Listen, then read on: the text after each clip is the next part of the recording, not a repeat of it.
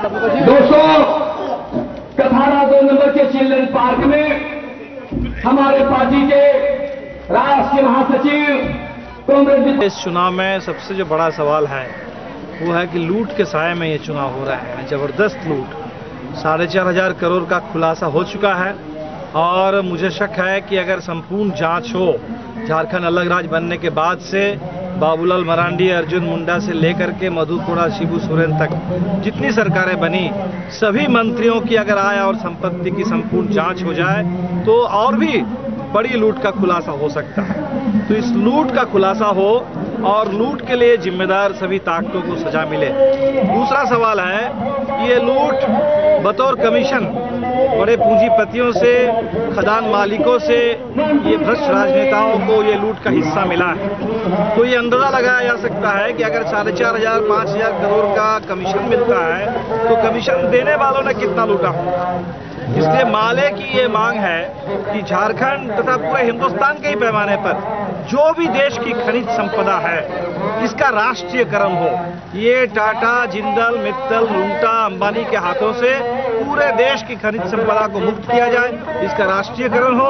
और झारखंड में जैसे कोयलांचल में राष्ट्रीयकरण हुआ था वैसे ही संपूर्ण राष्ट्रीयकरण के माध्यम से यहाँ रोजगार का अवसर मुहैया कराया जाए और कल कारखाने बने और स्थानीय लोगों को रोजगार मिले। और इस समय पूरे झारखंड में जो राजनीति में मौका परस्ती है, वो चाहे एनडीए गठबंधन हो, चाहे पुराना यूपीए हो, चाहे अभी कांग्रेस और बाबूलाल जी का नया यूपीए हो, ये सारे मौका परस्त, अमीर परस्त गठबंधनों को खारिज करते हुए जनता से हमारी अपील है कि लाल झंडे को मजबूत करें, माले को ताकत दे, ताकि हम लूट का चक्का इसको रोक सके और झारखंड के दबे कुछ लोगों को, मजदूरों को, किसानों को, आदिवासियों को अपना हक दिला सके। लेकिन सीपीआई ने वामपंथी एकता का रास्ता छोड़ करके राष्ट्रीय जनता दल से हाथ मिलाना बेहतर समझा और राष्ट्रीय जनता दल के साथ तो कोई वामपंथी एकता नहीं हो सकती और इसीलिए वामपंथी एकता का रास्ता फिलहाल इस चुनाव के लिए सीपीआई ने बंद कर रखा है।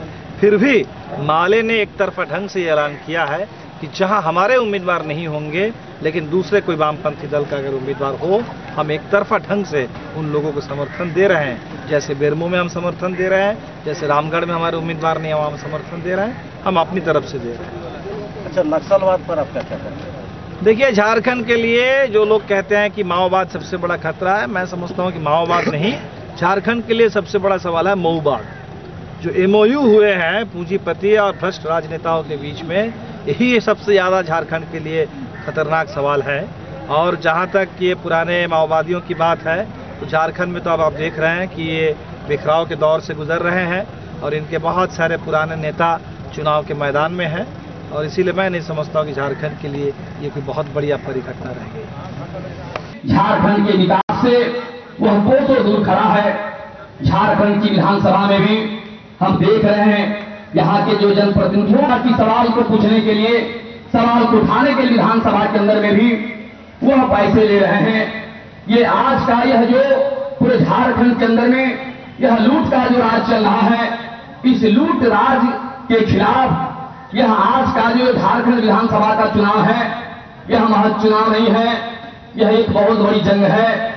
यह जंग है बड़े माफियाओं, बड़े यहाँ के जो धनाढ्य वर्ग हैं के लिए मजबूती से बुलंद करने के लिए आज हमारे सामने आपके और यह जो लूट कोड़ा का जो लूट का जो राज चल रहा है और इसके साथ जो एनडीए यूपीए का जो यह अवसरवादी राजनीतिक जो गठजोड़ है, वे सबसे पहले झीलके के साथी नौजवान साथी गुलाब चंद जी से आग्रह करेंगे कि आए और सभा को संबोधित करें। साथी गुलाब चंद यादव जी जो मंच पर बैठे हैं, हमारे पार्टी भाजपा माले के राष्ट्रीय महासचिव कांग्रेस दीपंकर भट्टाचार्य जी।